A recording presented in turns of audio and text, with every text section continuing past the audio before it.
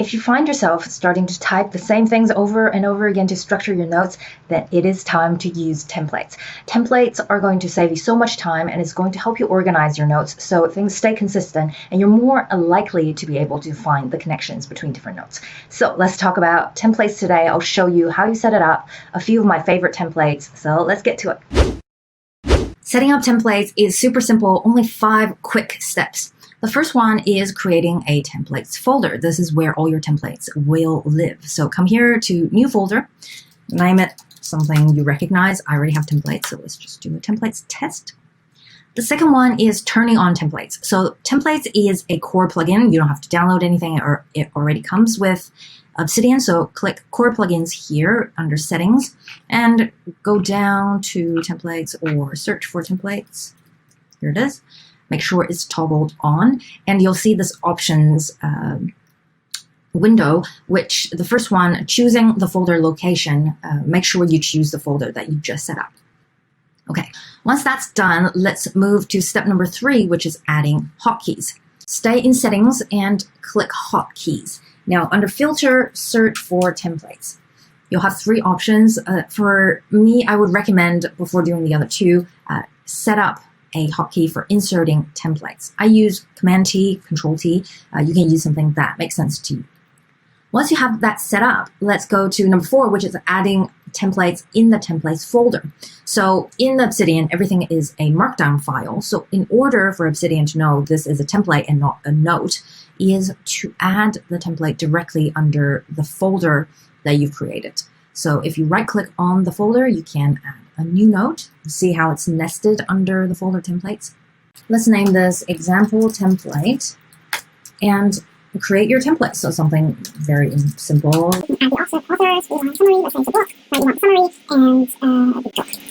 Now, once you have your template set up, in any of your notes, you can add this to it. So let me show you an example. If you start a new note, let's say a book on happiness, okay, and you want to use the same format you just created, all you have to do is use the hotkey we talked about. So I use Command-T. It will add the template for me. If for some reason you forgot your hotkeys, what you have to do is just press Command or Control-P to bring up the command palette and search for template here, and it will show you the option to insert template and show you the hotkey as well. So you can do the same here. Now, let's get to the actual templates that I use. If you've been following this channel for a while, you know that I like to think in input and output, so it is as productive as possible. And I'll show you a couple of templates in input and a couple in output. If you don't know what I'm talking about, don't worry, start here first. And then once you get a better overview of how Obsidian can work for you, then come back to this video here. All right, let's get to first input templates. The first template I want to share with you is, of course, the Idea Compass template.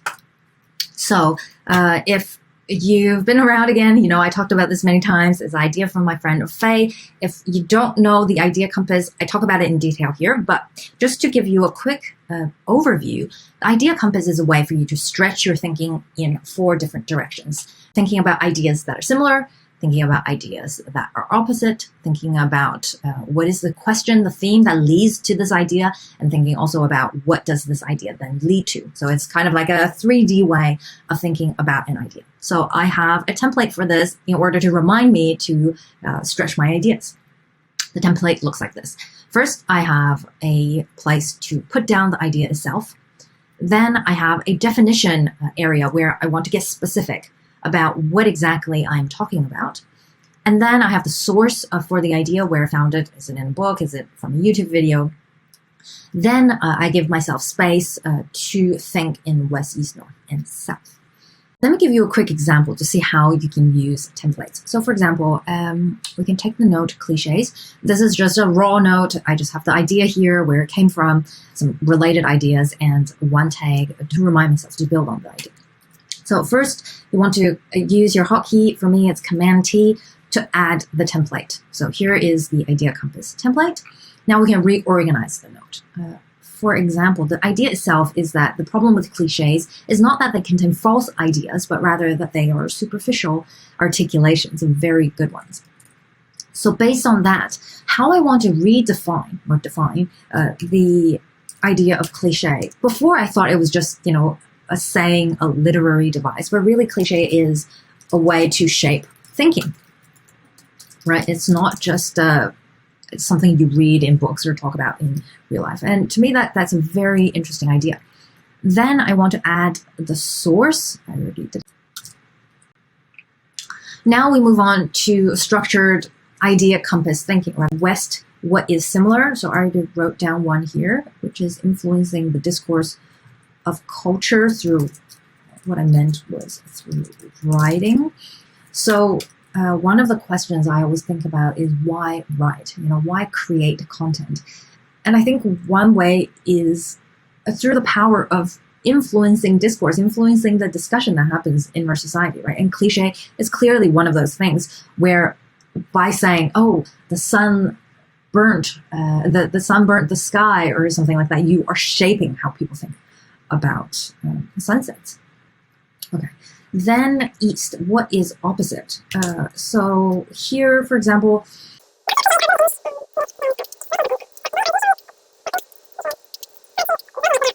so for me, yes, cliches are overused and superficial articulations, but also if you make it too niche, if you make it too unique and you don't give the context, people won't necessarily understand it. And I'm sure if anyone out there has made jokes that other people wouldn't laugh because they don't get what you're saying, it's a similar thing. So for me, that's the opposite and something to consider. Where is that sweet spot where you're getting to the core of the idea, but also you're not making it so niche that not a lot of people can understand. Okay, north, the theme, the question, why is cliches even important? I think one is why write? Why spend time thinking about strategic communication? Now, on what does this lead to? One thing is, how to write. What's the most effective way to express an idea, right? What does this lead to also is an awareness of how our thinking is shaped, for example. Okay. And once I do this, I won't get into detail today, but for example, with the themes and questions, I will make them into notes. And as you've seen in my previous video here, I also tag them as questions. So I can always come back to these questions and see what is linked to these questions. Eventually in graph mode, try to understand which questions are really important to me and which questions I want to answer. Let me know in the comments if this makes sense and ask me any questions there. Okay, let's move on to the next input template. The next input template I want to show you is the book summary template. Now, for me, it looks something like this. I like to start with the book in one sentence. I don't know if you've ever felt this, but when you explain to someone else a book that you're reading, you're trying to recommend it, I find myself not being able to succinctly tell them what the book is about. So this book in one sentence is for me to practice being succinct about the book. Then I have a rating system I do personally.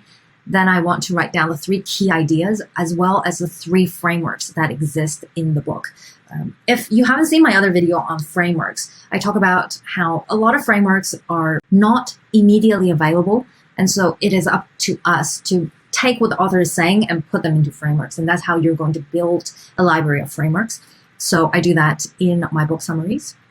And then there's where and how to implement in life. I find, even though the books are very profound, I don't end up doing anything with them. And so I want to actively remind myself to implement some of the ideas in the book. Then there's topics to explore next. And this is a space for me to create notes on topics, ideas that I want to look further into. And so that is the main things I want to summarize. Then in blue, I have things that I want to collect. And these are quotes, anecdotes, and unexpected intersections. Some of you may know that I write a newsletter called Intersectional Thinking. And so whenever I read books, I want to gather content I can then share in my newsletter. So that's a really nice segue into output. The first template is a brainstorming checklist. You want some sort of structure to help you get started. And so this template is what I like to use. So I have 4 main topics I think through when I plan some sort of output, like a YouTube video or a newsletter post. The first one is how to make things interesting, and I focus on limits. So did X for Y, and this is what happened. For example, I read 10 books, right? I focus on a number. In 1 week, right, I focus on a time, and I give some sort of constraint while commuting. And then I want to show people this is what happened. The next thing is about intersections, because I write about intersectional thinking, and it's about comparing and contrasting. So when you create any new content, I think about one, under a similar context, where is the difference? So, for example, why Tokyo and New York are organized so differently, right? This, again, creates an intrigue of, oh, I wonder what is different. I can't really think of things, but I'm curious. Or we can think about different contexts and seeing the similarities. So, for example, why do Einstein and Picasso focus on solving the same problem? Then the next thing I think about when I brainstorm for output is transformation, because we are naturally drawn to before-afters, right? Relatable, surprising, specific before-afters. So as a reminder to myself, I always want to think about before. What is the context, right? For example, I want to say, oh, I was an overworked management consultant. And then the goal, right? I'm searching for freedom, for example. Okay, so that's the first part of the transformation. Then we focus on after, right? Oh, the result is I started my own business. And the surprising finding was that freedom is not free. So in this way, you're already structuring it out. Then the last one I try to think about is going against conventional wisdom, right? So people talk about what is your value add? You have to provide value. I mean, there's so many ways of providing value, but one of them is to point out something that might be missing. For example, a lot of us tend to ramble. So the conventional wisdom for treating rambling is, you should prepare ahead of time so you know what you want to say. But the real cause of the problem isn't that you're not prepared, but it's actually a lack of structure in thinking. So even if you do have time to prepare, it doesn't mean what you prepare will be succinct. So the solution is actually to think in frameworks rather than to prepare in order to solve the real root cause. So that is, again, something I want to check when I brainstorm to see if I can bring this angle to my output. Let me show you a specific template I use for making YouTube videos, and this becomes more technical. So once I've done the brainstorming and I have a clear idea of what I want to do, I would then use a more technical, structured template, something like this. I spelled template wrong. For example, if I came up with an idea based on the brainstorming, I would put it under idea. And then I would, for YouTube, go in and look for search volumes for specific keywords in order to understand, is it something that people actually care about and want to search for? Then inspiration, I jot these down. They can be notes, they can be images, in order to remind myself, why am I doing this in the first place and where can I go and look for more information? Then I have another checklist, and this one, again, is more tactical, is, when I plan, do I have the title ready? Do I have the keywords ready? Do I have the outline done? Once I've done that, when I publish, did I do the thumbnails? Did I write the description? Did I make the subtitles, tags, cards, and end screen?